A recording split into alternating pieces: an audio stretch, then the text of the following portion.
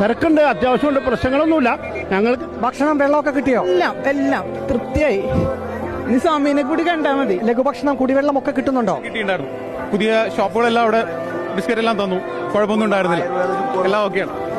അല്ല, ആയുർവേദ ചുക്കുകളും ബിസ്ക്കറ്റും നന്നായിരുന്നു, അടിപൊളിയായിരുന്നു, നല്ല ട്രീറ്റിംഗ് ആയിരുന്നു. സന്തോഷമുണ്ട്.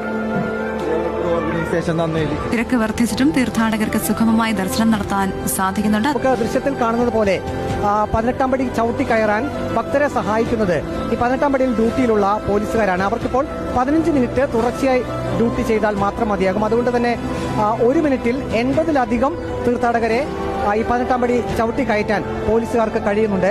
അതോടൊപ്പം അതിലേറെ നിർണായകമായത് 18-ാം പടിയിലെ ഒരു കൂട്ടം പോലീസുകാരുടെ അധ്വാനമാണ്. ശബരിമലയിൽ ഓരോ ദിവസം കഴിയുന്തോറും തിരക്ക് വർദ്ധിക്കുകയാണ്. പക്ഷെ അപ്പോഴും തീർത്ഥാടകർക്ക് മണിക്കൂറുകൾ കാത്തു നിൽക്കേണ്ട സാഹചര്യമില്ല. അതിന് കാരണം എനിക്ക് പുറകിൽ കാണുന്ന കേരള പോലീസിന്റെ അധ്വാനമാണ്.